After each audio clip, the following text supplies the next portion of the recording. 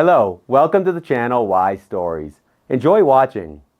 Deciding to visit her sick husband, the woman left work early. And when she couldn't open the door with her key, she remembered the words of the fortune teller. Dolores belonged to that category of people who were accustomed to trusting others. This often happens when a person is incapable of treachery and cannot understand how one can betray and deceive for personal gain or just for no reason at all. Due to her trusting nature, Dolores frequently found herself in unpleasant situations, and each time, she would deeply regret it.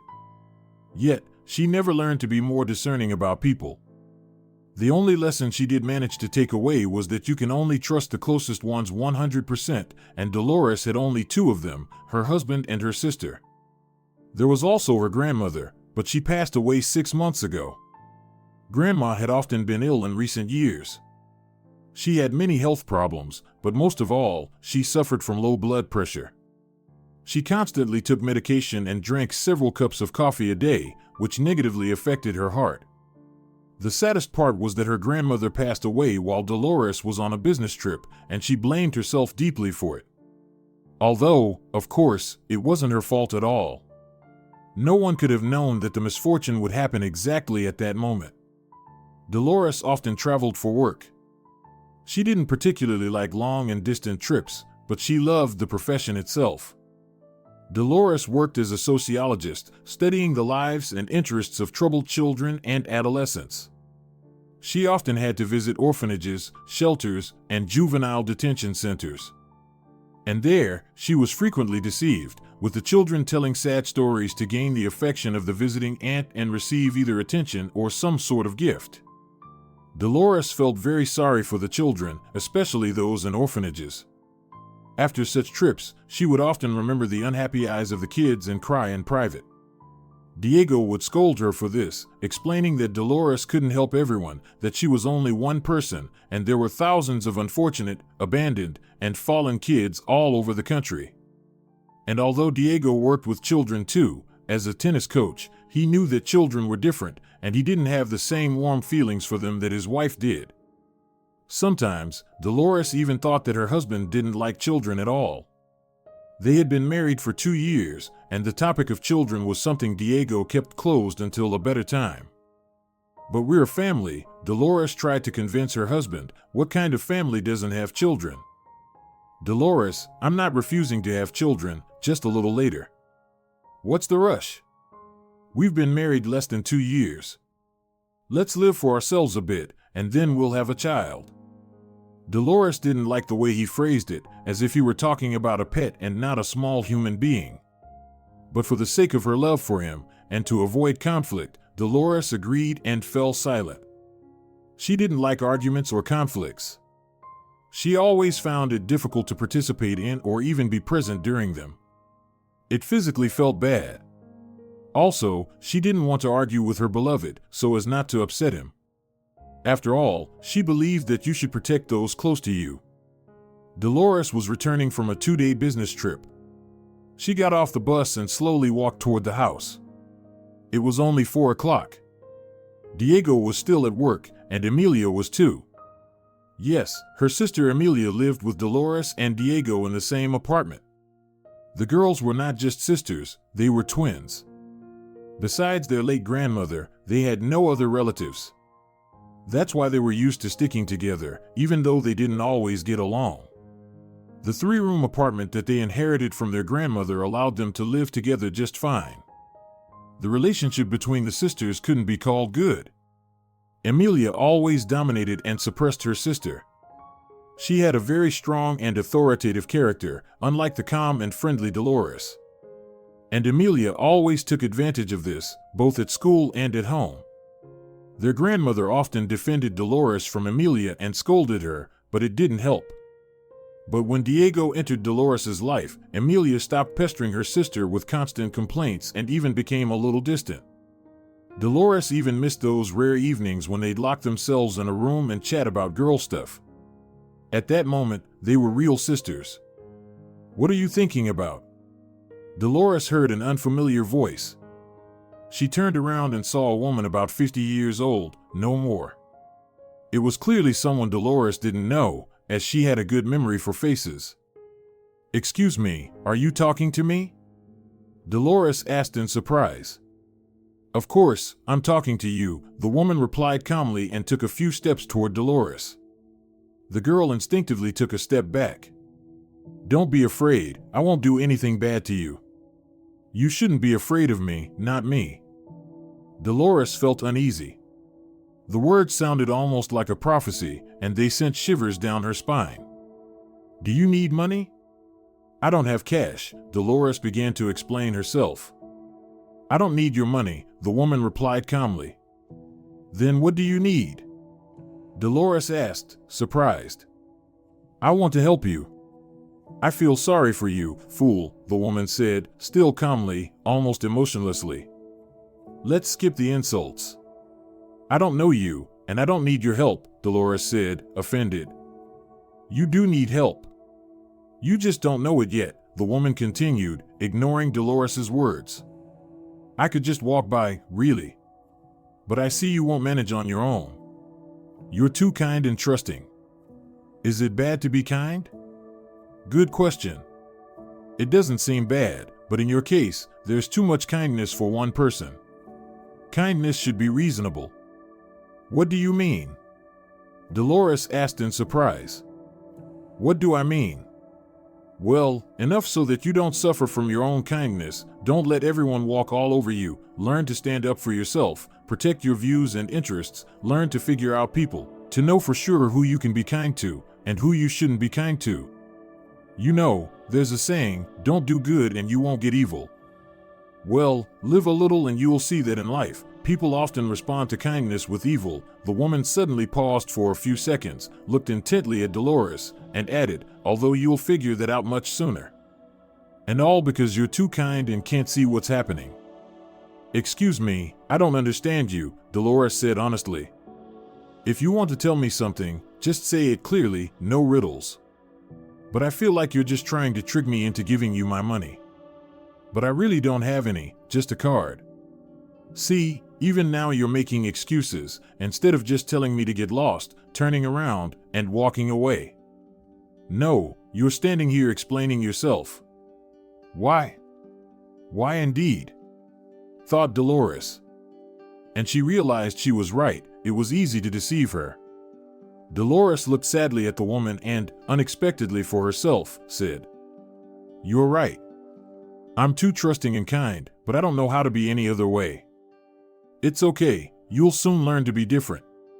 Very soon, you will experience real shock from the events that are unfolding, and you will have to become someone else in order to defend what is rightfully yours, to understand who is who, and most importantly, to understand who you really are and what you're capable of in this life."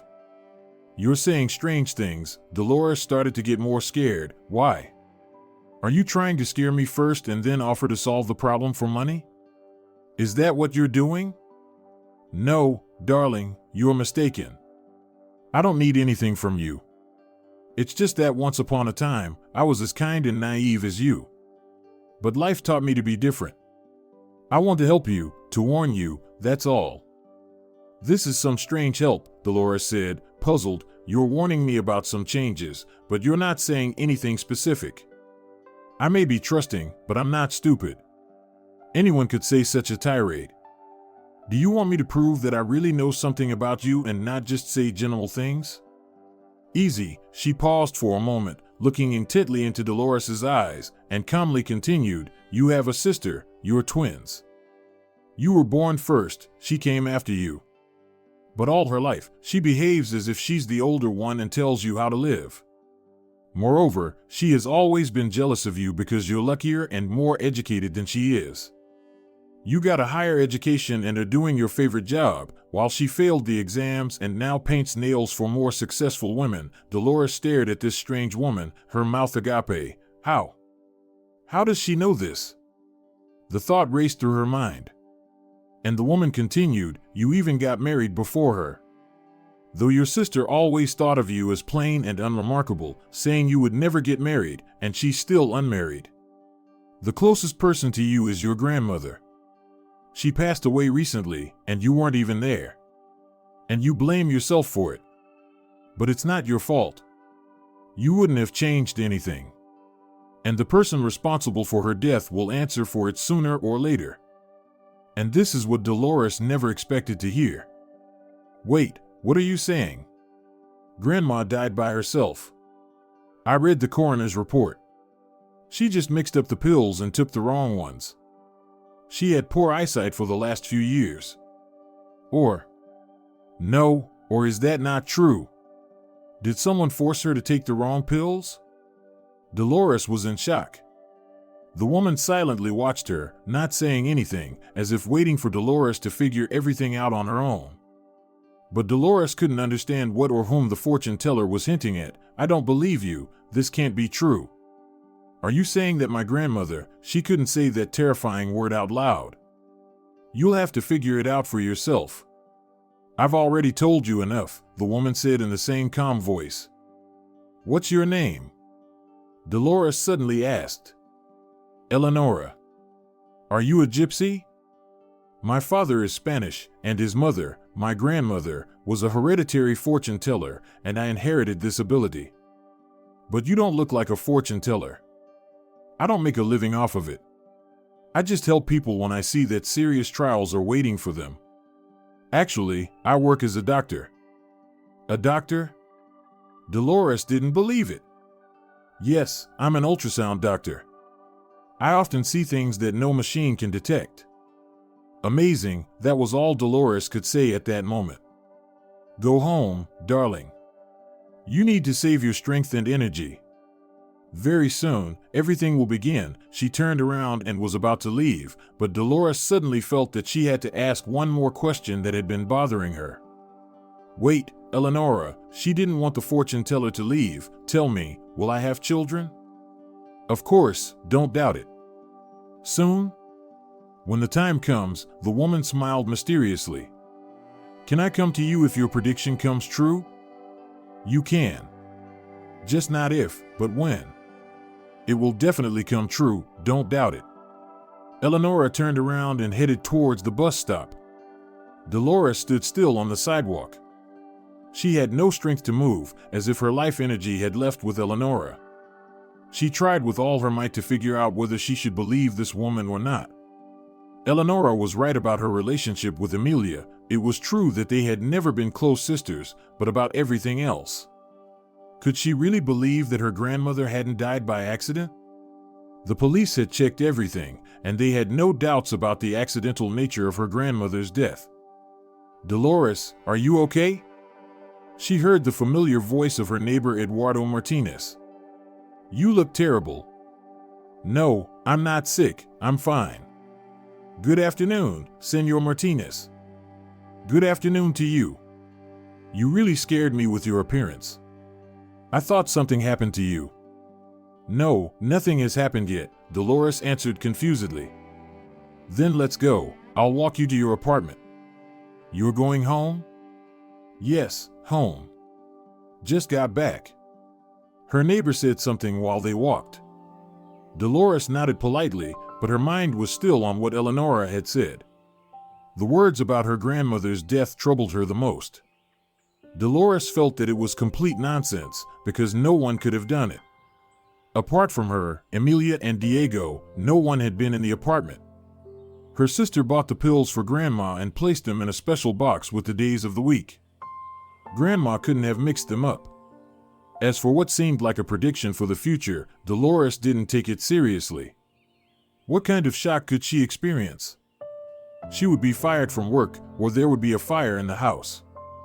In any case, these were things that could be survived with loved ones by her side. While she doubted her sister, Eleonora was right about that. Their relationship had always been anything but sisterly. She was sure about her husband, because they truly loved each other.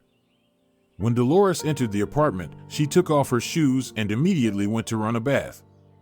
For some reason, she felt the need to wash herself off, as if those words had stained her with dirt. When Diego came home, Dolores immediately rushed to him and began to tell him about her encounter with the fortune teller. Her husband looked at her in surprise and said calmly, "Good God, when will you grow up already? Some crazy woman lied to you, and you're taking it all at face value." "Why lie? She spoke the truth about me and Emilia."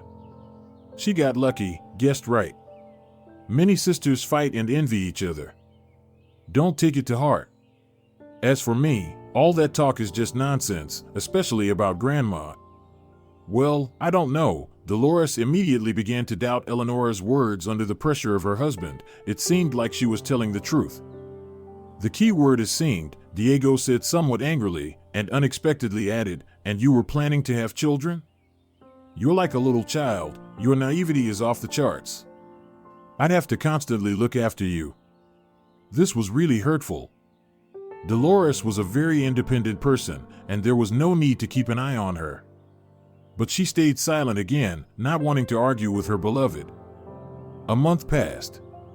The meeting with Eleonora had been somewhat forgotten, and Dolores calmed down, shifting her focus to her current concerns, both work-related and domestic. Next week, the sisters would celebrate their birthdays. They would turn 28. Dolores loved family holidays and gatherings. They always remembered their childhood, their parents, and funny stories. The girls were 9 years old when their parents died, but they remembered them very well. In the evening, Dolores wanted to discuss with her sister how and where they would celebrate. But Emilia was clearly in a bad mood. Listen, leave me alone with your holidays. I don't have time for this right now.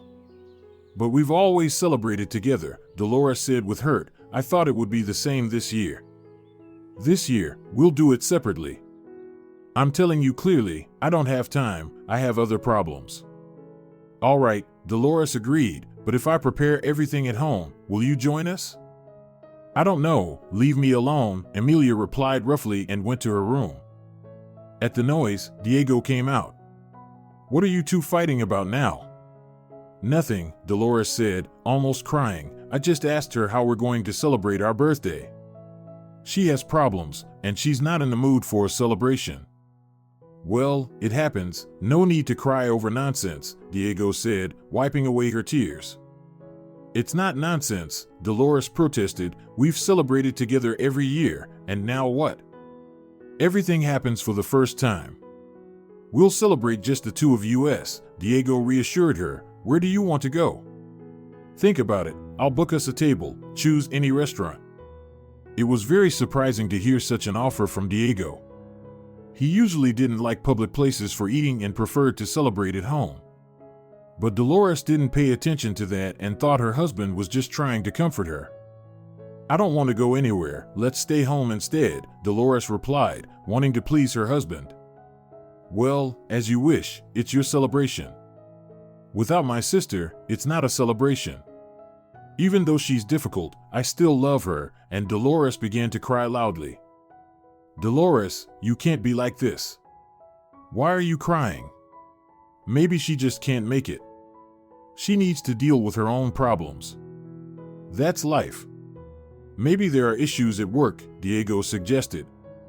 What kind of issues? Did her nail polish run out? Dolores said reasonably. Diego even smiled at that moment. See, you're joking. So, everything isn't that bad, he hugged his wife. Let's go to the room, lie down, watch a movie or something. In the morning, Dolores usually got up later than everyone. Emilia had to go to a salon on the other side of the city, and the drive took her a lot of time, while Diego would get up earlier to have breakfast together. But today, the day didn't start as usual. Dolores went to the kitchen and found her husband sitting on the couch drinking coffee. Good morning. You're not running today? Hey, honey. Yeah, I think I caught a virus. My throat hurts, and I'm feeling chills. So, you're not going to work today? No, probably not. I'll stay home and rest. What's your temperature? Did you measure it? No, what's the point? Even if it's normal, it's better to rest for a couple of days.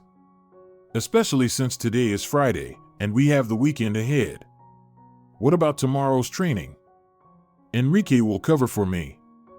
I'll ask him, it's no problem. Well, that's good. Stay home, your health is more important, Dolores agreed. I'll try to come back early. Don't worry, work peacefully, I'll just sleep all day. I feel weak. All right, I'll call you then. How am I supposed to sleep with you calling me? Diego smiled. Oh, Dolores laughed. I didn't think of that. Then you call me when you wake up. She had breakfast, got ready, and rushed off to work, kissing her husband on the cheek as she left. Dolores was in a great mood today, just like the weather outside. It was very warm and sunny for October 10th. The only thing that spoiled her mood was her husband's illness. Dolores always worried when someone was sick, and here it was her beloved husband. Having quickly finished her tasks, Dolores couldn't resist and asked her boss for a couple of hours off earlier. Especially since Diego hadn't called at all. Maybe he's really sick, and he doesn't want to upset me, Dolores worried about her husband. Stopping by the supermarket on her way home, Dolores bought various treats and hurried home to take care of her beloved. She put the bags by the door and decided not to ring the bell, but to open the door herself so as not to wake her husband if he was still sleeping. Dolores tried to insert the key into the lock, but it wouldn't fit. What's going on? What's wrong with my hands? She muttered to herself. She even squatted down to make it easier, but the key stubbornly wouldn't go into the lock. At the noise, Eduardo came out. Dolores, do you need help? Yes, thank you very much. I can't get the key in, can you believe it? It's the first time this has happened to me, the girl smiled. It's all right, it happens. Eduardo took the keys from Dolores and tried to open the lock, but then suddenly discovered with surprise that the key didn't fit. Dolores, are you sure you didn't mix up the keys? Maybe this one is for work. Dolores stared at her neighbor in shock. Senor Martinez, I'm only 27, and I have a good memory. Besides, I leave my work keys at the checkpoint. I don't have them with me. Why do you ask? I don't even know how to say this to you. Your keys don't fit this lock, he said, looking just as surprised at Dolores, then added, there's a new lock on your door now. At that moment, Dolores remembered the words of the fortune teller she had heard recently. Maybe this is the beginning of the upheaval? What could have happened for Diego to change the lock in just half a day of my absence? Dolores reached into her bag for her phone. Eduardo kept twirling the keys in his hands, lost in his thoughts. Dolores, have you had any quarrels with your family? No. My husband should be at home today, he's sick. But where did he go? Dolores was getting angry at the phone she couldn't find. Dolores, if you're looking for your phone, it's in your pocket. He looked sympathetically at the girl, as though understanding what was about to happen. Let's go into my place, and you can call your husband calmly. He took both bags from her and motioned for Dolores to follow him into his apartment. Diego's phone was turned off. Dolores had already tried calling him 8 times, but with no results. Dolores, you need to calm down a bit. Let's have some coffee and think about where your husband could have gone. Maybe he felt worse and was taken to the hospital. What's wrong with him? It's just a cold. Then it's unlikely, of course. Senor Martinez, have you seen anyone come to our apartment or heard anything? I don't understand anything. Tears streamed down Dolores's face. No, unfortunately, I haven't seen anything. I just got back from visiting my wife's grave and stopped by your grandmother's. What should I do? Dolores missed her neighbor's answer, her mind racing. Maybe you should call Emilia. She might know something. Right, my sister. Dolores slapped her palm to her forehead in frustration, wondering why she hadn't thought of that, and called her sister's number, but the phone was turned off too.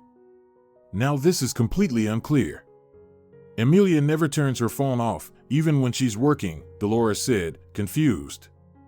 The main thing is not to worry, the neighbor tried to comfort her, there's an explanation for everything. I'm sure things will clear up soon.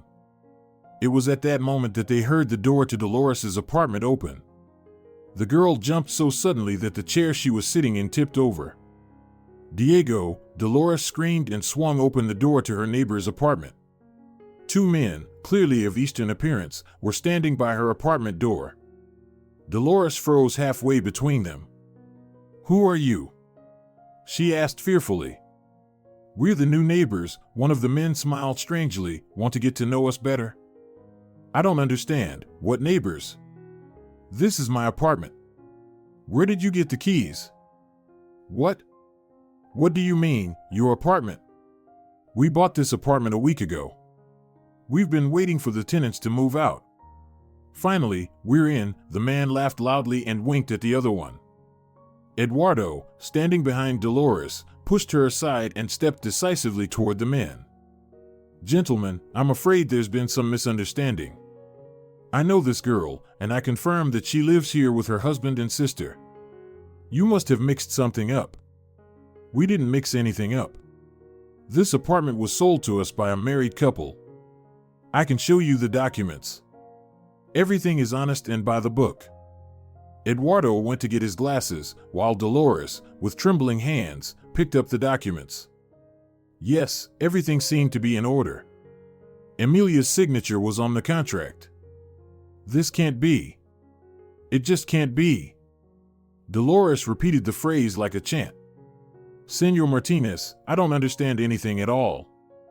Have you seen for yourself? The second man asked insolently and turned to his friend.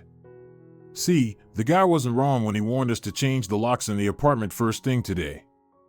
It was painful to look at Dolores. She seemed to age before their eyes. Eduardo took Dolores by the arm and led her back to his apartment. Dolores, calm down, we'll figure something out. This is all nonsense, just confusion. What confusion? I know my sister's signature, I wouldn't mistake it for anything else. She definitely signed it.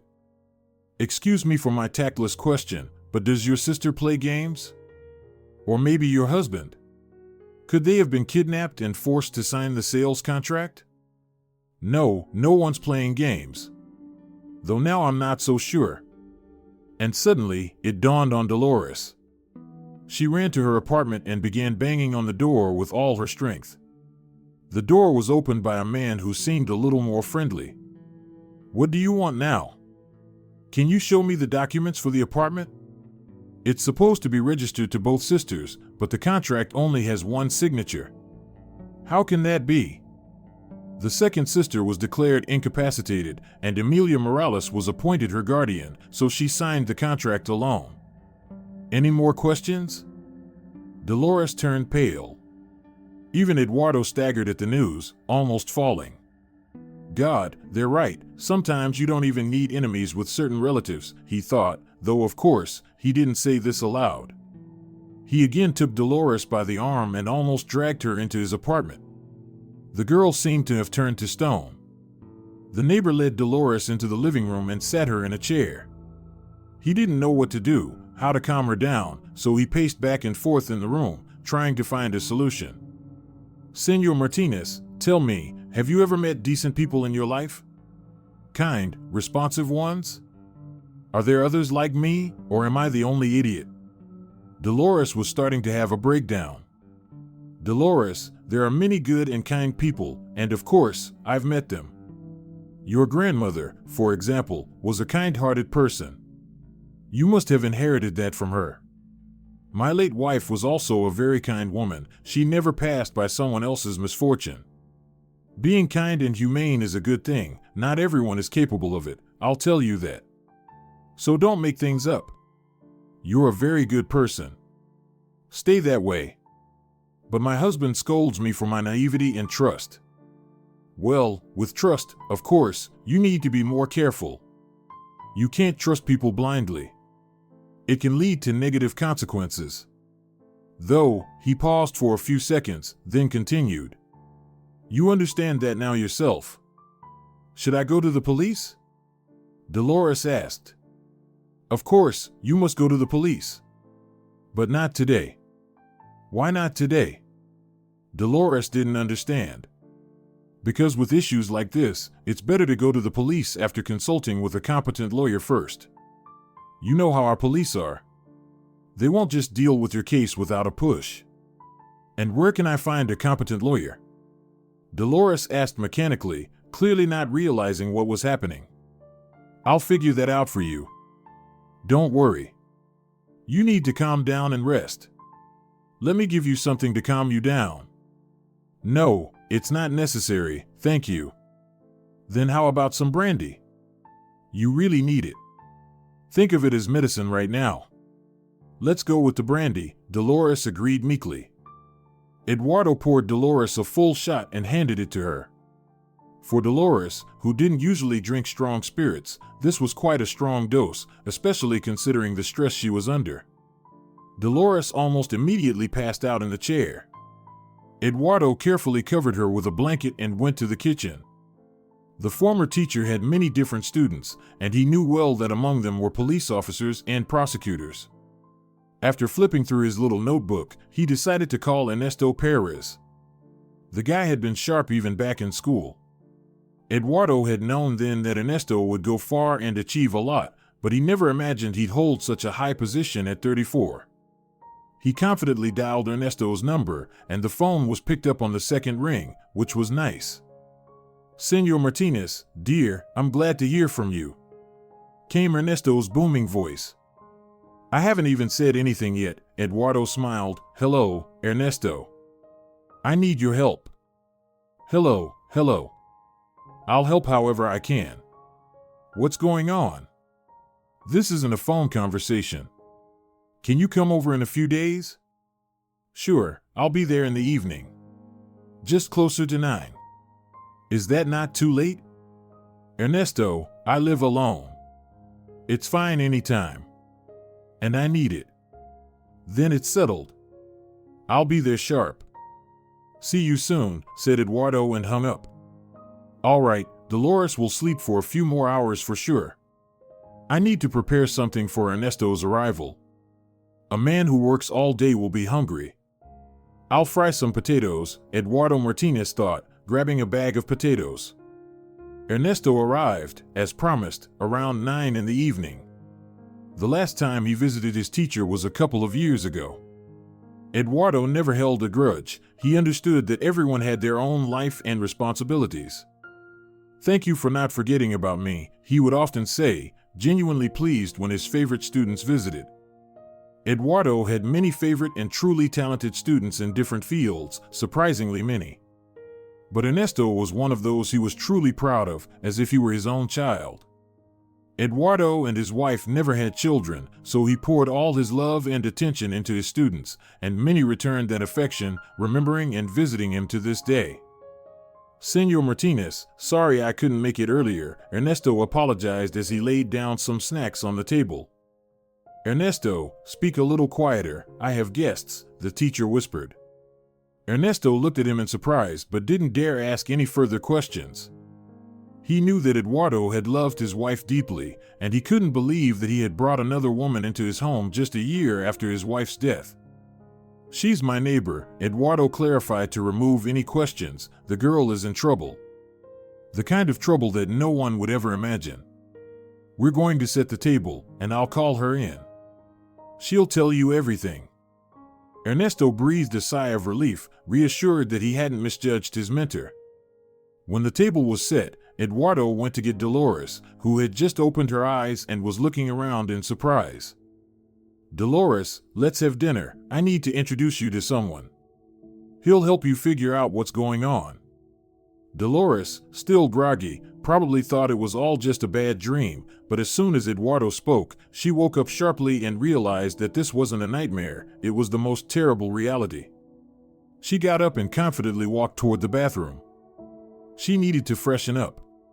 When she entered the kitchen, she took a long look at the guest and greeted him quietly. "Good evening," Ernesto immediately responded, deciding to get down to business. "What happened?" No. All questions later. "First, dinner," Eduardo interrupted. "You're hungry from work. Dolores probably didn't eat today either. So, we eat first, then we'll talk over coffee." They ate fairly quickly, and when Eduardo set the cups on the table, Ernesto looked at his teacher, silently asking for permission to start the conversation. Eduardo nodded in agreement.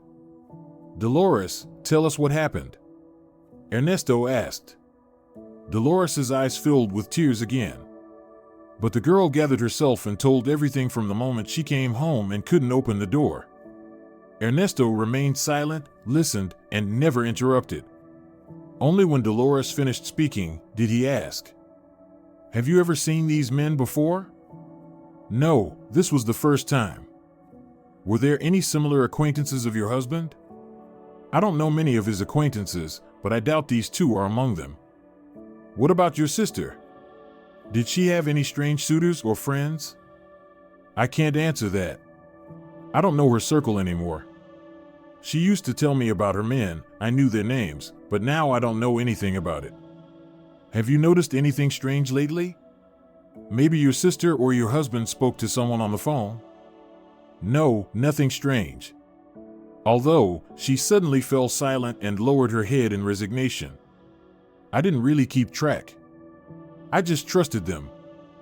I understand, Ernesto said sympathetically, you suspect your loved ones last. Don't worry, it's normal. Many people don't want to admit that they've been deceived by the ones closest to them, even when presented with facts and evidence. So, I'm not the only fool. Dolores, you're not a fool, Eduardo intervened, you just believed and loved. I agree with the teacher, you're not a fool. Trusting the ones you love is normal and right. But their behavior definitely isn't normal. Right now, it doesn't help that I'm normal.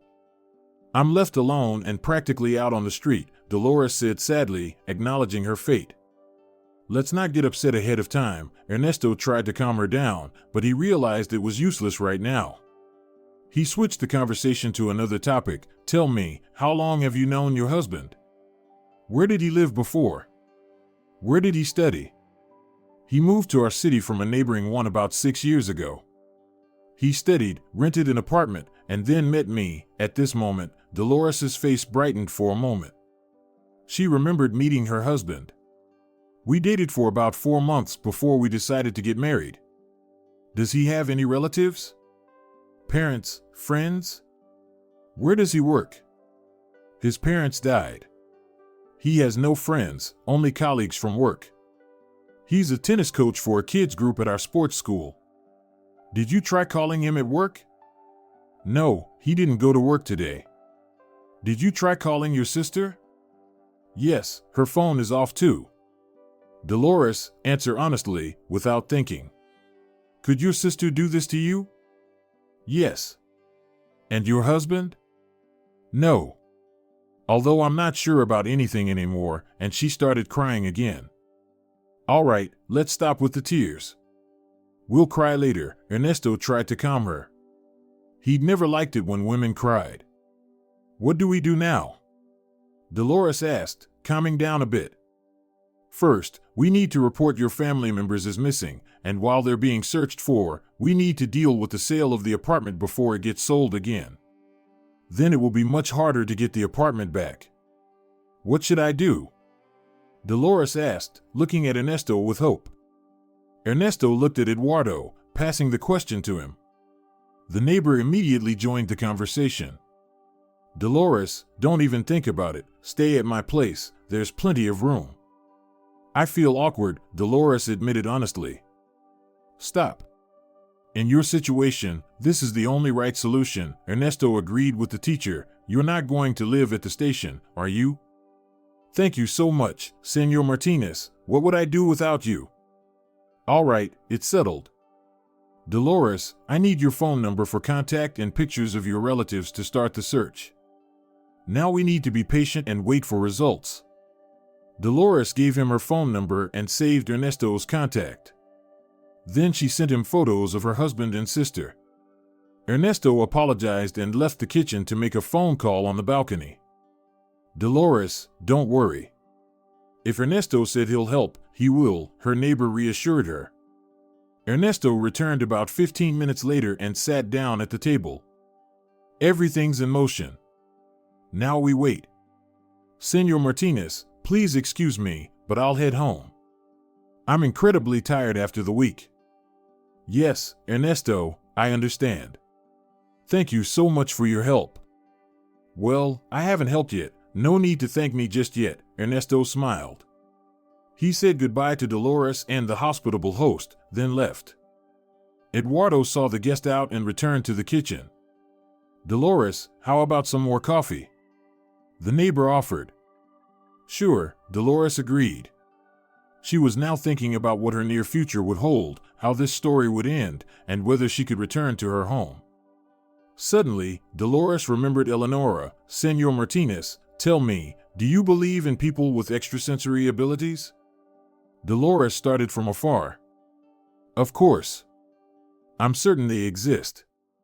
Moreover, as a physicist, I can confidently tell you that from a scientific standpoint, their existence can be explained too." "Really?" Dolores was surprised. "Have you met such people in your life?" "Yes, a couple of times. Amazing people and invaluable experiences of communication." "Why do you ask?" Dolores told her neighbor about her meeting with Eleonora in detail, not forgetting to mention her grandmother's death. "You know, I also found the death of your grandmother strange. I even mentioned it to the local police officer, but who's going to listen to me?" "Why did it seem strange to you?" Dolores tensed, sensing something bad was coming. "Well, I saw your grandmother that day. She looked completely normal and seemed to feel fine. And when I was told that she was very unwell and took the wrong pills by mistake, I was extremely surprised. But that could have happened. Grandma had poor eyesight." Dolores didn't want to believe the worst. "I know. But it seems to me this wasn't just an accident. I don't know how to explain it. Maybe I'm an extrasensory too, but I just felt it right away." "Oh, so maybe you'll predict my future too?" Dolores smiled. "With pleasure." Eduardo smiled back. "You have a wonderful future ahead of you with a real man. You just need to go through a small, unpleasant stage in life, and then everything will definitely get better." "I really want to believe that," Dolores said sadly, "but how can I believe in people after everything that's happened?" "You need to believe, definitely. It's hard to live without trust, especially with those closest to you. You don't think you're to blame for the situation, Dolores?" "No, you're not. The blame lies with those who deceived and betrayed such a bright person like you. And they will pay for it, don't doubt that. If not here, then definitely there," he pointed up, "but I believe in Ernesto and justice triumphing in this life as well." They finished their coffee, sat for a little longer, and then went to bed. Dolores didn't sleep well. First, she couldn't fall asleep for a long time. Her mind wouldn't let her rest.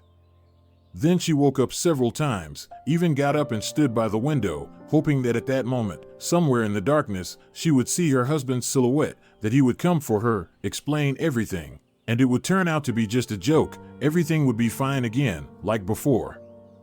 But her husband didn't come, and the miracle didn't happen. Dolores lay back on the bed and finally fell into a deep sleep only in the early morning. She was woken by Eduardo's voice, who was trying to whisper but still woke her up. "Is what you're saying true? When are you coming?" From the questions, Dolores guessed it might be Ernesto. She jumped out of bed and ran to the kitchen. "Any news?" "And good morning to you, Dolores." Eduardo smiled sadly, and from his face, Dolores understood that there was news. Yes, they were detained. They were taken off the train in another city. "Can I talk to them?" "I don't know. You'll have to ask Ernesto about that. He promised to come by in an hour." Dolores sat down on a chair and thought. What now? What will happen next? Will they be imprisoned?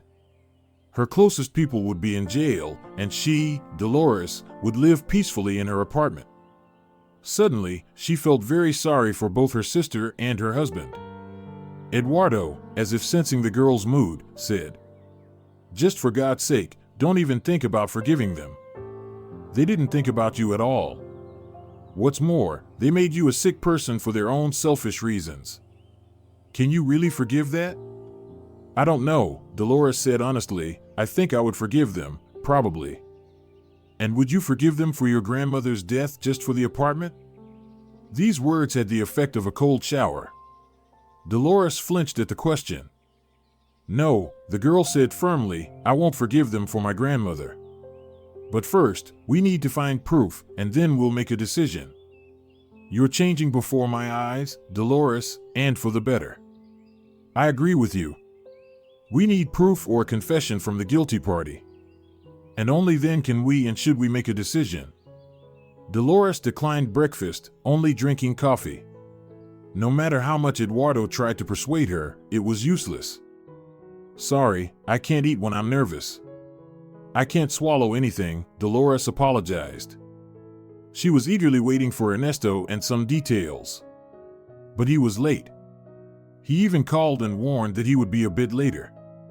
Very urgent business. Ernesto arrived 3 hours later than promised.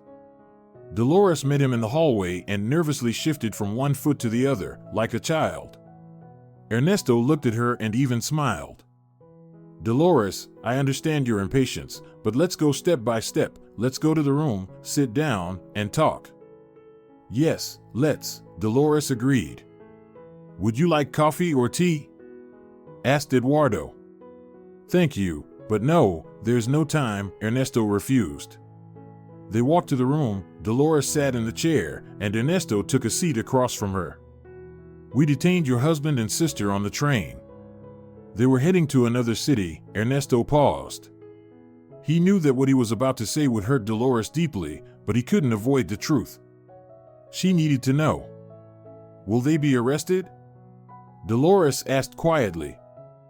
Don't doubt it. I feel sorry for them, Dolores admitted honestly, and quietly, almost soundlessly, she began to cry.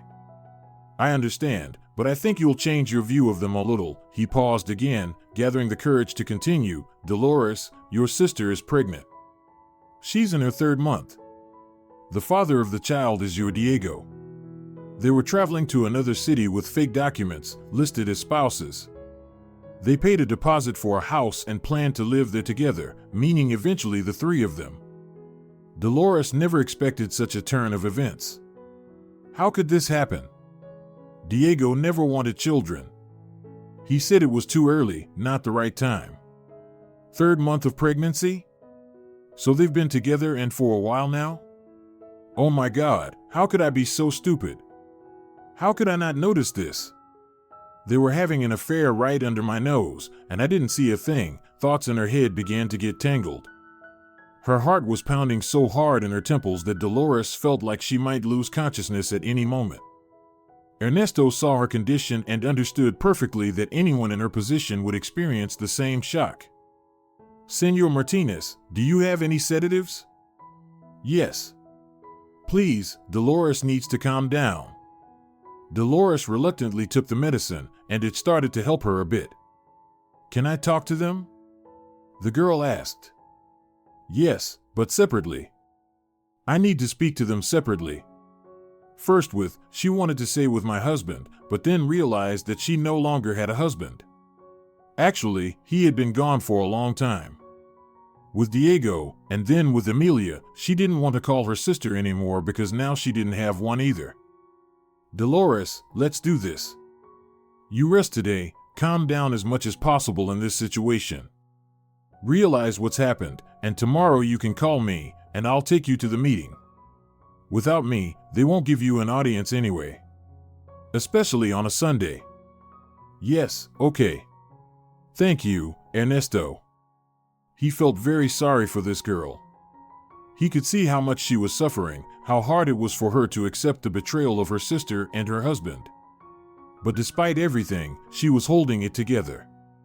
Yes, she cried, which was normal, but she was holding it together.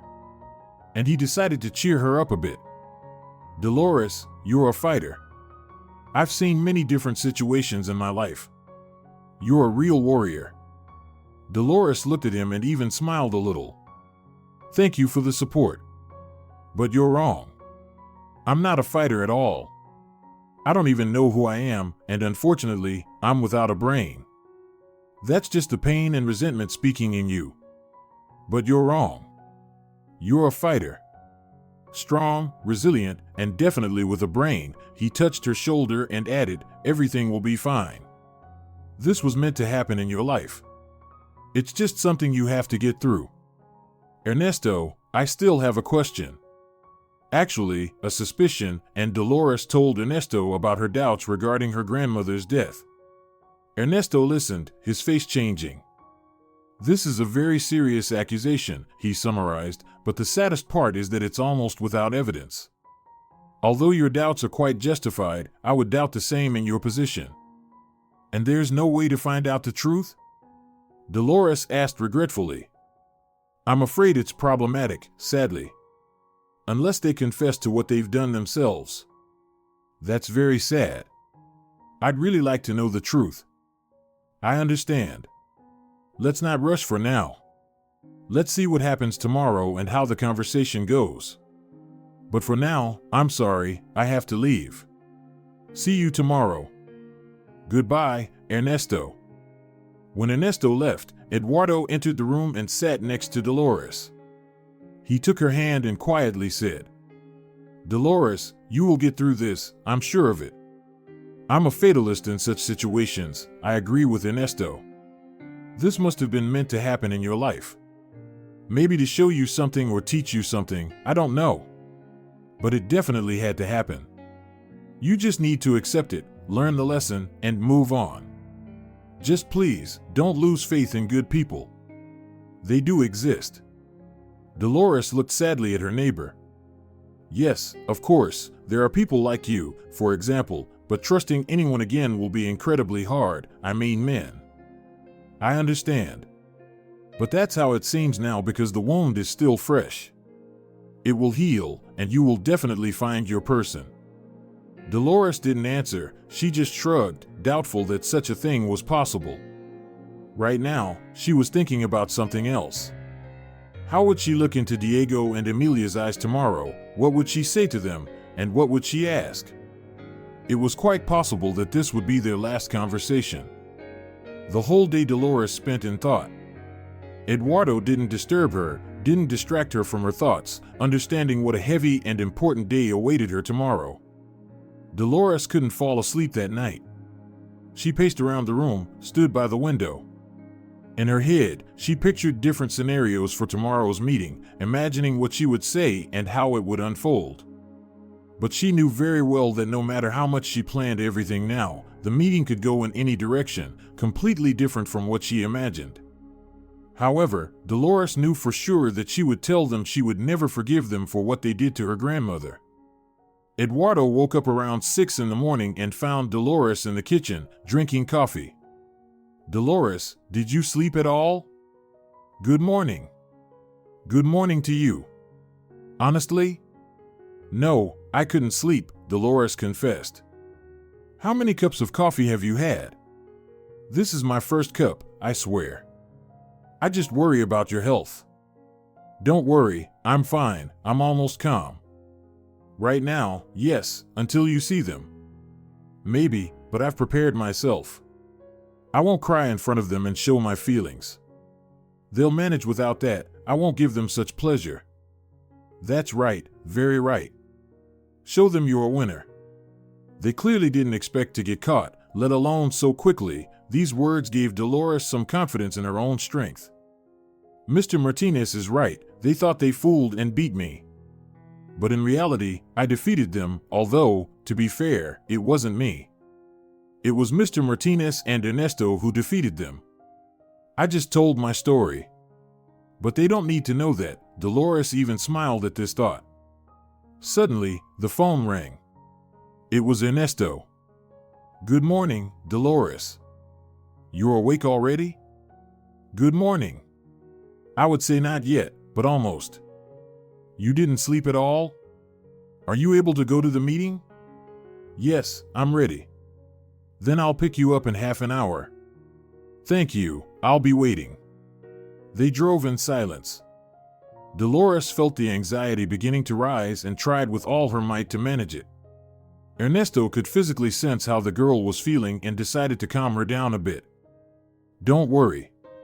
You'll be in the room alone, but there will be video surveillance of your meeting. This is for your safety. Plus, I and 2 other employees will be in the adjacent room. Dolores looked at Ernesto in surprise. You think I'm in danger? You just don't know what a person is capable of when they've been beaten and cornered. I don't know. Exactly. That's why we'll be watching over you. All right, thank you. Dolores was led into the room, which, apart from a table and 2 chairs, had nothing else. On the wall was a large tinted glass, behind which, apparently, the employees would be watching. "Have a seat, Diego will be brought in shortly." "Would you like some water?" Ernesto asked kindly.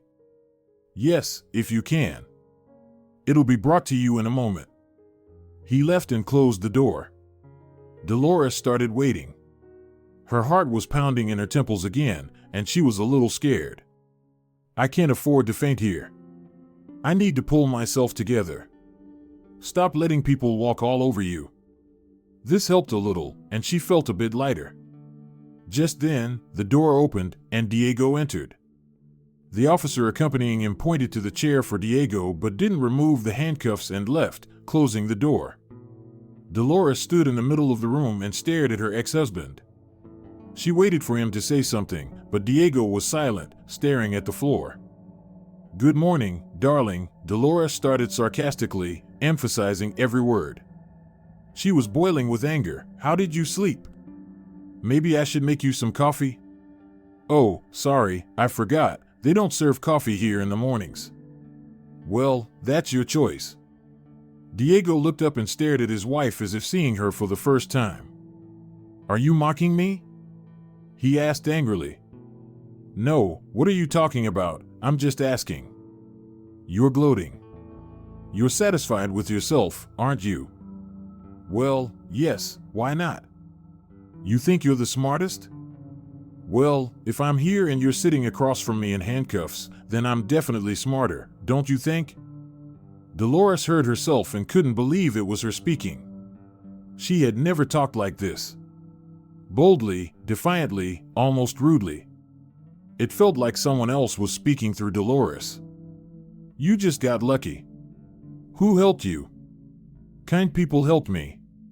"Yes, can you imagine? It turns out that besides me, there are still kind-hearted people, and they pitied the girl that her own husband and sister made sick and threw out on the street like a stray kitten. Do you not like something now? Or did you and Emilia think you were the smartest?" "No, not the smartest. Have you ever heard the phrase, 'You can't build happiness on someone else's misery'? I've heard it, but didn't believe it was true. I just don't understand one thing. If you wanted to be together, why couldn't you just divorce properly and marry her? You could have split the apartment, and everyone would have kept what was theirs. But no, you decided to grab everything for yourselves, and now you expect sympathy from me and wonder why I'm gloating? It's because I don't feel sorry for you, not even a little. You can forgive betrayal, lies, deceit, but what you did to my grandmother." "What?" Diego jumped in his seat in surprise. "What are you talking about? I'm not involved in your grandmother's death." "And who sent my grandmother to her death?" Diego's face changed. It was clear that he was surprised and didn't know anything about this. "Are you out of your mind?" He started. "Grandma died on her own. That's what the police said. Why do you think someone is to blame?" "I have proof," Dolores lied. "I had nothing to do with it. I never touched her. I want to believe that, but I don't. It's your business. But I didn't touch your grandmother. But I think you and Emilia came up with this scheme while I was on a business trip. You and Emilia gave my grandmother the wrong pills. Then you agreed to sell the apartment, taking everything from me, and run away together." She didn't finish, because Diego nearly lost it with anger. "I had nothing to do with your grandmother's death.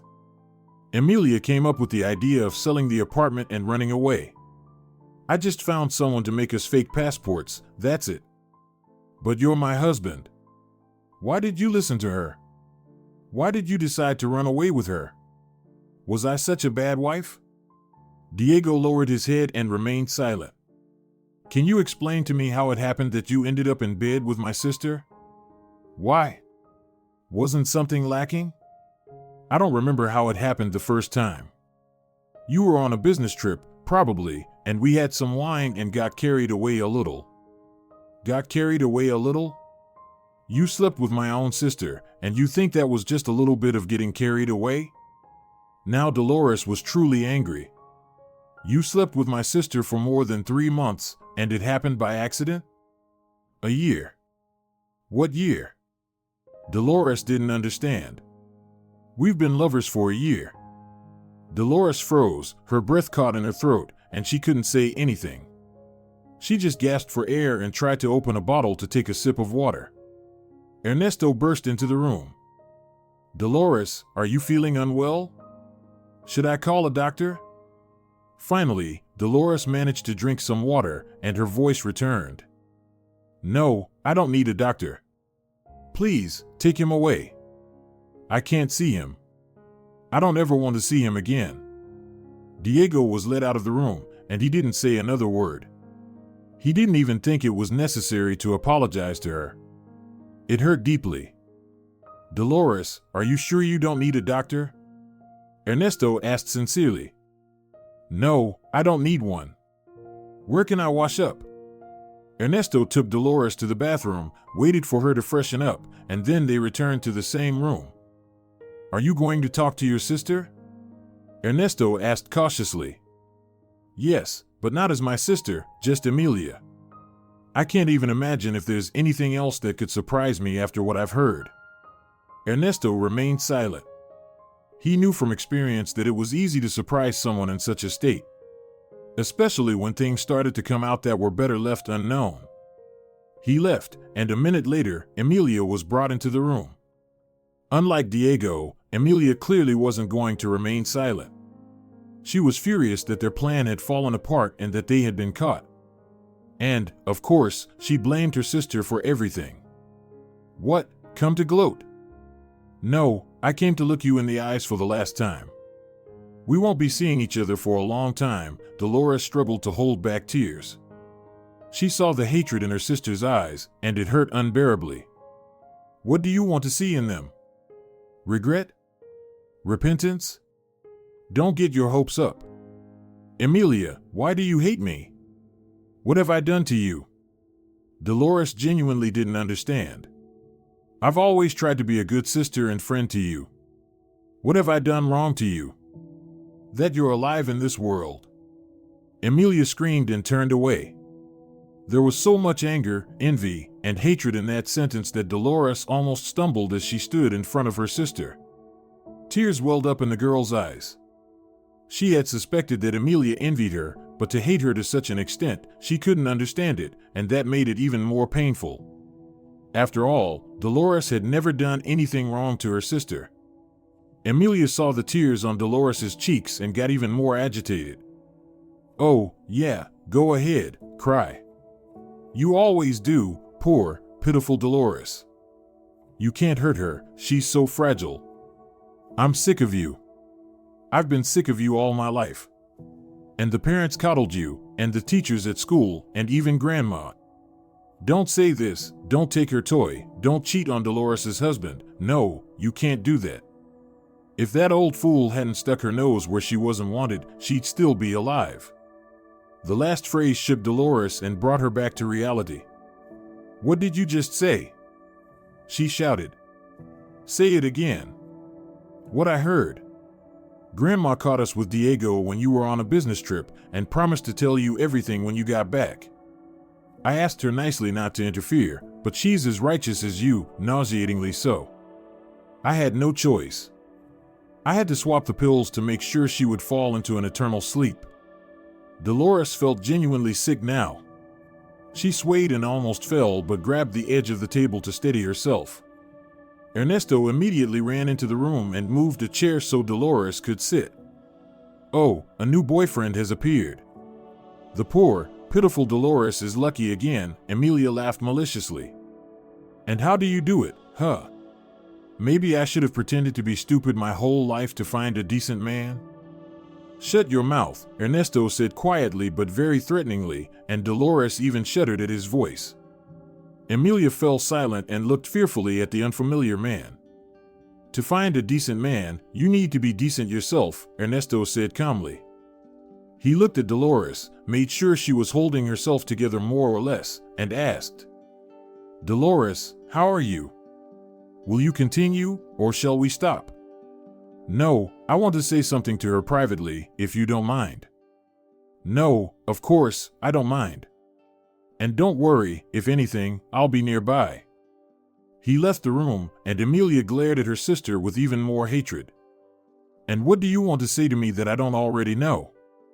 I'm really sorry for you, Dolores said unexpectedly and completely calmly. I'm sorry that you're so stupid and envious that you've ruined your life with your own hands. I'm sorry that your child will be born in prison and grow up there, even though he's done nothing wrong. But you don't care about those who are innocent. You don't care about anyone except your own excessive ambitions. You don't have the intelligence to even understand and admit that in all your failures, you're the one to blame. You and no one else. Dolores approached her sister very closely, leaned down, and looked straight into her eyes. Boldly and decisively, so much so that even Emilia became uncomfortable from her gaze. I will never forgive you for the death of my grandmother. Do you hear me? Never. She walked toward the door, opened it, then turned around, looked at her sister once more, and added, and I'm sorry I no longer have a sister. Dolores left the room and only then began to cry. Ernesto approached her, took her arm, and led her to another room. Maybe I should give you a sedative? He kindly offered. No, thank you. Please take me to Eduardo. Of course. Dolores stayed at her neighbor's place until the trial was over. The apartment was returned to her. Fortunately, Emilia and Diego hadn't managed to spend the money, so after the invalidation of the deal, the money was simply returned to the buyer. Diego was sentenced to 5 years in a general regime colony, and Emilia received 11 years in a strict regime colony for the totality of her crimes. Dolores divorced Diego and got used to her new life. She now had a new friend and mentor, Eduardo Martinez, and an admirer, Ernesto. Ernesto showed her attention, but Dolores wasn't yet ready for a new relationship. 3 months later, Dolores was on her way home and saw Eleonora on the bus. How could I have forgotten about her? Dolores scolded herself mentally. She approached the fortune teller and greeted her. Good afternoon. How's life? Getting better? Eleonora asked. Yes, slowly getting better. See how things turn out. What incredible twists fate has. Yes, incredible, that's for sure. I never thought something like this would happen to me. Anything can happen in life, I'm not surprised. Are you in a hurry? Dolores suddenly asked. How about we grab some coffee somewhere? Sure, let's do that. They got off at the next stop and went to the nearest cafe. They talked for a long time. Dolores shared the details of her past adventures, her grandmother's death, and her last conversation with her husband and sister. Eleonora listened attentively, sometimes interrupting with indignation, sometimes just nodding sympathetically. They paid and left the cafe. Dolores wanted to ask something but couldn't quite bring herself to do it. Eleonora noticed this. Do you want to ask me something? Yes, Dolores quietly said. You said I would have children, but I've divorced Diego. How can I have children now? I never said you would have children from Diego, Eleonora smiled. Then from whom? Everything has its time. It won't be long now. Will he be a reliable man? Of course, he will be your man, the fortune teller smiled again. Where and when will I meet him, and how will I know he's the one? Dolores asked again. You'll know, don't worry. You said I would have children, so will there be more than one? How many do you want? 2. You'll have 2. The second one will come when your husband gets a promotion, Eleonora smiled, turned, and slowly walked away. Dolores watched her with gratitude. Now she knew exactly who her man would be. If you're enjoying it as well, leave a like and subscribe to the channel.